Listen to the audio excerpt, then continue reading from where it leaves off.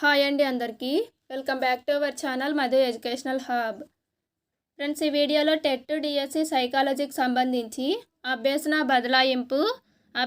బదలాయింపు సిద్ధాంతాలు, అభ్యసన వక్రరేఖలు ఈ టాపిక్కి సంబంధించినటువంటి 45 ప్రాక్టీస్ బిట్స్ అయితే ఇందులో ఉన్నాయి. సో వీడియోని ఎండ్ వరకు చూడండి. వీడియో కనుక మీకు నచ్చినట్లయితే తప్పకుండా లైక్ చేయండి, షేర్ చేయండి, సబ్స్క్రైబ్ చేయండి. అభ్యసన బదలాయింపు సిద్ధాంతాలు అనేది వెరీ ఇంపార్టెంట్ అండి. ప్రతి ఎగ్జామ్లో కూడా దీని నుంచి బిట్ అయితే వస్తుంది. సో వీడియోని ఎండ్ వరకు చూసి వీడియో కనుక మీకు నచ్చినట్లయితే తప్పకుండా లైక్ చేయండి. ఫస్ట్ క్వశ్చన్, అభ్యసన బదలాయింపు అనగా? అభ్యసన బదలాయింపు అంటే గతంలో నేర్చుకున్నది కొత్తది నేర్చుకునేటప్పుడు ఉపయోగపడుట. Answer option 2. నెక్స్ట్ వన్, అభ్యసన బదలాయింపు స్వభావాన్ని అనుసరించి ఎన్ని రకాలుగా విభజించారు? ఆన్సర్ ఆప్షన్ 1, 4 రకాలు. నెక్స్ట్ వన్, సారూప్యత గల విషయాల మధ్య ఈ బదలాయింపు ఎక్కువగా ఉంటుంది. సారూప్యత కలిగినటువంటి విషయాల మధ్య ఉండేటువంటి బదలాయింపు. ఆప్షన్ 3, అనుకూల బదలాయింపు. నెక్స్ట్ వన్, గతంలో అభ్యసించింది ప్రస్తుత అభ్యసనానికి ఉపయోగం కానీ లేదా ఆటంకపరచడం కానీ జరగనట్లయితే జరిగే బదలాయింపు. ఇంతకుముందు మనం అభ్యసించిన విషయం అనేది ప్రజెంట్ అభ్యసిస్తున్న విషయానికి ఉపయోగపడుకోకుండా లేదా ఆటంకపరచడం కానీ చేయకుండా ఉన్నట్లయితే అటువంటి బదలాయింపుని శూన్య బదలాయింపు అంటారు. Option 1 correct answer. Next one, ఒక స్థితిలో జరిగిన అభ్యసనం పూర్తిగా కానీ పాక్షికంగా కానీ ఇతర స్థితులకు అనుప్రయుక్తం కావడమే అభ్యసన బదలాయింపు అని అన్నది ఎవరు? Answer option 3 Garrett. Next one, తెలుగు ఇంగ్లీష్లలో రాసే అలవాటు ఉన్న వ్యక్తికి ఉర్దూ రాయడం ఏ బదలాయింపు అవుతుంది? మనం తెలుగు ఇంగ్లీష్ అయితే లెఫ్ట్ టు రైట్ రాస్తాం, అదే ఉర్దూ అయితే రివర్స్లో రాస్తాం, రైట్ టు లెఫ్ట్ రాస్తాం. కాబట్టి ఇక్కడ ప్రతికూల బదలాయింపు. సో దీనికి ఆన్సర్ ఆప్షన్ 4. నెక్స్ట్ వన్, ఎందుకోసం నేర్చుకుంటున్నారో దాని ప్రయోజనం తెలియకుండానే నేర్చుకునే స్మృతి ఏది? ఆన్సర్ ఆప్షన్ 3 బట్టి స్మృతి. నెక్స్ట్ వన్, విజ్ఞాన శాస్త్రానికి సంబంధించిన విషయాలను చేయకుండానే నేర్చుకోవడం ఏ స్మృతి అవుతుంది? ఆన్సర్ ఆప్షన్ 1 నిష్క్రియాత్మక స్మృతి. నెక్స్ట్ వన్, పుట్ ఉచ్చారణను నేర్చుకునే వ్యక్తి నట్టును ఉచ్చరించేటప్పుడు నట్కి బదులు నుట్ అని అనడం ఏ బదలాయింపు? ఆన్సర్ ఆప్షన్ 4 ప్రతికూల బదలాయింపు. నెక్స్ట్ వన్, నేర్చుకునే విషయాల మధ్య సారూప్యం ఎక్కువగా ఉన్నప్పుడు అవరోధం ఎలా ఉండే అవకాశం ఉంటుంది? మనం నేర్చుకునే విషయాల మధ్య సారూప్యత అనేది ఎక్కువగా ఉంటే అవరోధం అనేది తక్కువగా ఉంటుంది. Option 4 correct answer. Next one, I అనే పదానికి బహువచనం ఐస్ అని నేర్చుకున్న విద్యార్థి టూత్ అనే పదానికి టీత్స్ అని కాక టూత్స్ అనడం ఈ రకమైన శిక్షణ బదలాయింపుగా చెప్పవచ్చు. ఆన్సర్ ఆప్షన్ 4 ప్రతికూల బదలాయింపు. నెక్స్ట్ వన్, గణితం బాగా వచ్చిన గంగాధర్ అనే విద్యార్థి భౌతిక శాస్త్రంలోని గణిత పదజాలంను సులభంగా అర్థం చేసుకుంటూ ఉంటే ఇది ఈ అభ్యసన బదలాయింపు. ఆన్సర్ ఆప్షన్ 4 అనుకూల బదలాయింపు. నెక్స్ట్ వన్, వేగంగా వచ్చిన బంతిని చేతిలో వెనక్కి లాగుతూ పట్టుకోవడం అనేది ఈ సిద్ధాంతంలోకి చెందిన అంశంగా చెప్పవచ్చు. ఆన్సర్ ఆప్షన్ 1 సామాన్యీకరణ సిద్ధాంతం. నెక్స్ట్ వన్, ప్రతిరోజు షటిల్ కాక్ ఆడే ఒక విద్యార్థికి ఒకరోజు అనుకోకుండా బ్యాడ్మింటన్ ఆడవలసి వస్తే ఇప్పుడు అతనిలో ఏర్పడే అభ్యసన బదలాయింపు ఏమిటి? ఆన్సర్ ఆప్షన్ 4 ప్రతికూల బదలాయింపు. నెక్స్ట్ వన్, వరకట్నం తీసుకోకుండా మానవత్వంతో పెళ్లి చేసుకున్న ఒక వ్యక్తి తన స్నేహితులను, సమాజంలోని వ్యక్తులందరినీ వరకట్నం తీసుకోకుండా పెళ్లి చేసుకోవాలని సూచించడం ఏ నియమాన్ని సూచిస్తుంది? ఆన్సర్ ఆప్షన్ 3, ఆదర్శాల నియమం. నెక్స్ట్ వన్, ఫుట్బాల్ ఎక్కువగా ఆడే వ్యక్తికి అనుకోకుండా వాలీబాల్ ఆడవలసి వచ్చినప్పుడు అతనిలో కలిగే అభ్యసన బదలాయింపు ఏమిటి?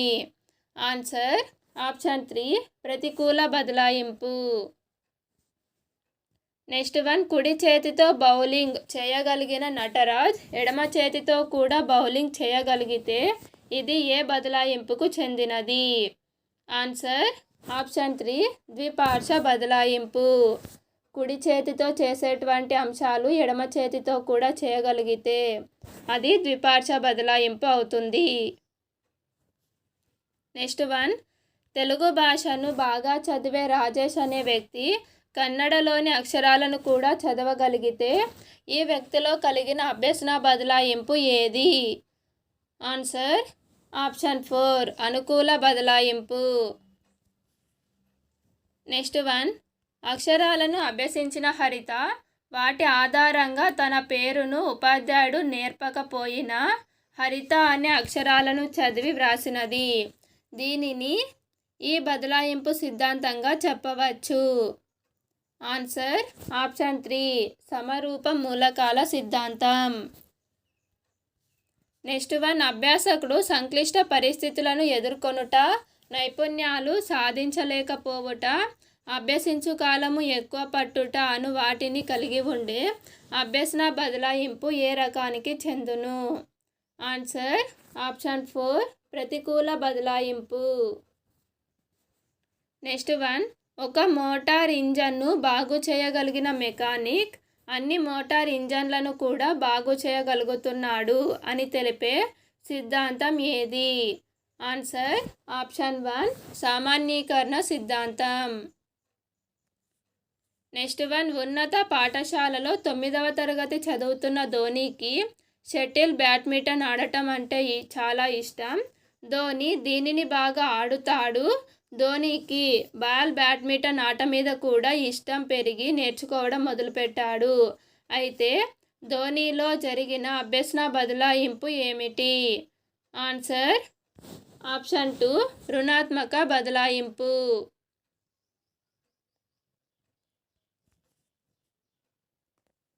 నెక్స్ట్ వన్, నక్షత్ర అనే అమ్మాయి ఇంటర్ బాగా చదివి మంచి మార్కులతో పాస్ అయినది. టీచర్ వృత్తి మీద మక్కువతో డిఎడ్ చేరి ఉపాధ్యాయ వృత్తిని అభ్యసిస్తుంది. అయితే నక్షత్రలో జరిగిన అభ్యసన బదలాయింపు ఏమిటి? ఆన్సర్ ఆప్షన్ 3, శూన్య బదలాయింపు. నెక్స్ట్ వన్, రజిత అనే అమ్మాయి డిఎడ్ పూర్తి చేసింది. అలాగే డిగ్రీ చదివి బిఎడ్ చేరింది. రజితలో అభ్యసనాన్ని ప్రారంభించిన ఎలాంటి అభ్యసన బదలాయింపు జరుగుతుంది? ఆన్సర్ ఆప్షన్ 4, ధనాత్మక బదలాయింపు. నెక్స్ట్ వన్, ఎడమ చేతి వాటం గల రాజు అందంగా గుండ్రంగా రాయగలడు మరియు ఎడమ కాలును ఉపయోగించి కూడా అందంగా గుండ్రంగా రాయగలిగిన రాజు అనే వ్యక్తిలో జరిగిన అభ్యసన బదలాయింపు ఏమిటి? ఆన్సర్ ఆప్షన్ 4, ఏకపార్శ్వ బదలాయింపు. కుడి చేతితో చేసేటువంటి అంశాలు కుడి కాలుతో లేదా ఎడమ చేతితో చేసేటువంటి పనులను ఎడమ కాలుతో కూడా చేసినట్లయితే అది ఏకపార్శ్వ బదలాయింపుకు సంబంధించినవి. నెక్స్ట్ వన్, మహాభారతంలో పాండురాజు కుమారులు పంచపాండవులలో 3వ కుమారుడైన అర్జునుడు విలువిద్యలో సవ్యసాచి. అయితే అర్జునుడిలో జరిగిన అభ్యసన బదలాయింపు ఏమిటి? ఆన్సర్ ఆప్షన్ 4, ద్విపార్శ్వ బదలాయింపు. నెక్స్ట్ వన్, టీచర్ జాబ్ సాధించాలని డిఎస్సికి ప్రిపేర్ అవుతున్న అనిల్కి ఏకాగ్రత లోపం వల్ల ఎక్కువ సమయం చదవలేకపోతున్నాడు. అయితే అనిల్ అభ్యసన బదలాయింపు సిద్ధాంతాలు పూర్తిగా చదివి ఏకాగ్రత లోపాన్ని అధిగమించడానికి లెక్కలు చేయాలని నిర్ణయించుకున్నా. అది ఏ సిద్ధాంతాన్ని ఆధారంగా తీసుకున్న నిర్ణయం? ఆన్సర్ ఆప్షన్ 3 నియత క్రమశిక్షణ. నెక్స్ట్ వన్, రంగయ్య అనే వ్యక్తి కారు డ్రైవింగ్ పని చేస్తున్నాడు. రోజు తన ఓనర్ని వదిలి పిలుచుకొని రావాలి. ఒకరోజు ఓనర్ ఆజ్ఞ ప్రకారం రంగయ్య లారీ నడిపాడు. అయితే ఈ ఉదాహరణను వివరించే అభ్యసన బదలాయింపు సిద్ధాంతం ఏది? ఆన్సర్ ఆప్షన్ 3 సారూప్యత సిద్ధాంతం. నెక్స్ట్ వన్, ఒక వ్యక్తిలో సహాయం అనే లక్షణం ఉంది. దీనివల్ల ఆ వ్యక్తి తను చదువుకునే కళాశాలలో, తన ఇంటిలో, తన చుట్టూ పక్కింటి వారికి, తన ఊరిలో అందరికీ సహాయం చేస్తూ ఉండటం అనేది ఏ అభ్యసన బదలాయింపు సిద్ధాంతాన్ని వివరిస్తుంది? ఆన్సర్ ఆప్షన్ 3 ఆదర్శాల సిద్ధాంతం. నెక్స్ట్ వన్, బిందువు, రేఖ, వృత్తం, త్రిభుజం, చతురస్రం మొదలైన ఆకారాల ధర్మాలు, నియమాలను బాగా అభ్యసించి జ్యామితిలో సిద్ధాంతాలను, సమస్యను లెక్కించగలిగాడు. అయితే ఈ ఉదాహరణను వివరించే అభ్యసన బదలాయింపు సిద్ధాంతం ఏది? ఆన్సర్ ఆప్షన్ 2 ట్రాన్స్పోజిషన్ సిద్ధాంతం. నెక్స్ట్ వన్, రాయడం, నడవడం, పరిగెత్తడం వంటి పనులను భూమి మీద ఉండే ఘర్షణ వల్ల ఇలాంటి కృత్యాలు అన్నీ చేయగలుగుతున్నాము. అయితే ఈ వాక్యాన్ని వివరించే అభ్యసన బదలాయింపు సిద్ధాంతం ఏది? ఆన్సర్ ఆప్షన్ 3 సాధారణీకరణ సిద్ధాంతం. నెక్స్ట్ వన్, క్రింది వాటిని జతపరచండి. సామాన్యీకరణ సిద్ధాంతాన్ని ప్రతిపాదించినది Z, Charles Z.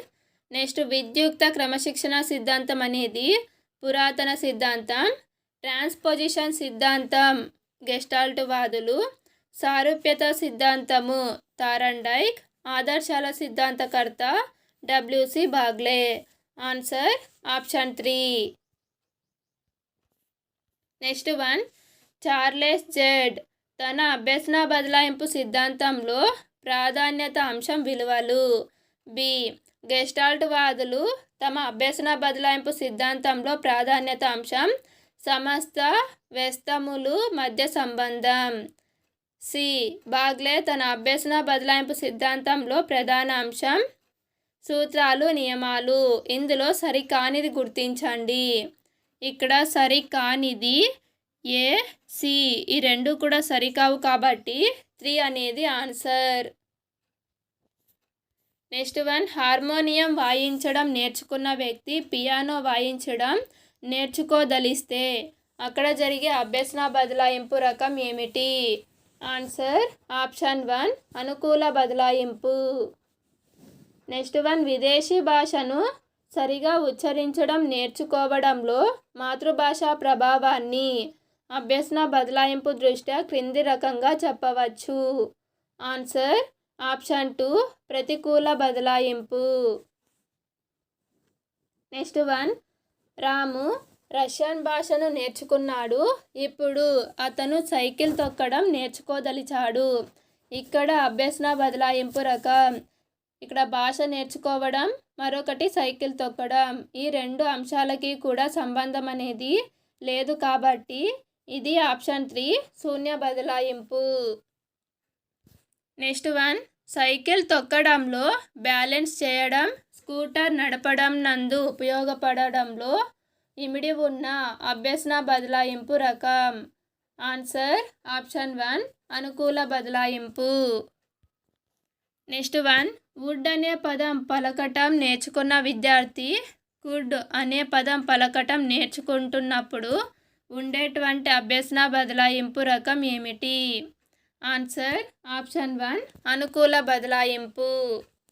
Next one, ఒక పరిస్థితిలో నేర్చుకున్న విషయం వేరొక పరిస్థితిలోకి అభ్యసనాన్ని అవరోధపరిస్తే లేక తగ్గిస్తే దానిని ఇలా పిలుస్తారు. ఆన్సర్ ఆప్షన్ 2 ప్రతికూల బదలాయింపు. నెక్స్ట్ వన్, చార్లెస్ జెడ్ ప్రతిపాదించిన అభ్యసన బదలాయింపు సిద్ధాంతం ఏమిటి? ఆన్సర్ ఆప్షన్ 2 సామాన్యీకరణ సిద్ధాంతం. నెక్స్ట్ వన్, సైకిల్ తొక్కడం నేర్చుకున్న విద్యార్థి చిత్రాలు గీయడం నేర్చుకునే సందర్భంలోని అభ్యసన బదలాయింపు ఏది? ఆన్సర్ ఆప్షన్ 3 శూన్య బదలాయింపు. నెక్స్ట్ వన్, గిటార్ వాయించడం నేర్చుకున్న వ్యక్తి ఫుట్బాల్ నేర్చుకోదలిచాడు. ఇక్కడి అభ్యసన బదలాయింపు రకం. ఆన్సర్ ఆప్షన్ 3 శూన్య బదలాయింపు. నెక్స్ట్ వన్, ఆదర్శాల సిద్ధాంతాన్ని ప్రతిపాదించిన వారు. ఆదర్శాల సిద్ధాంతాన్ని ప్రతిపాదించినది option 2 W C Bagley.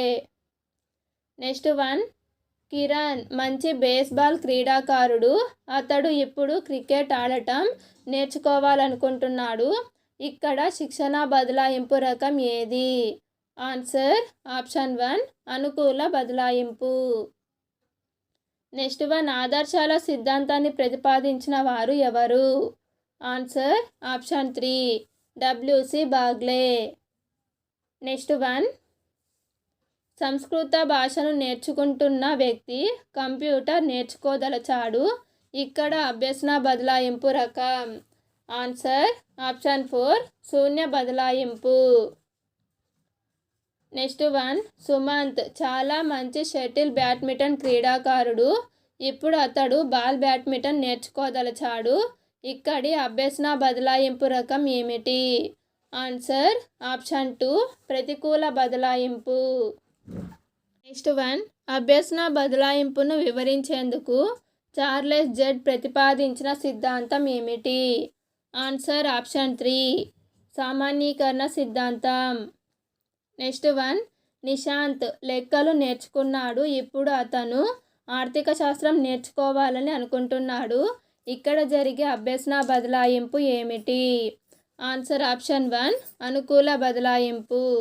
Friends, video కనుక మీకు నచ్చినట్లయితే తప్పకుండా లైక్ చేయండి, షేర్ చేయండి, సబ్స్క్రైబ్ చేయండి. Thank you for watching.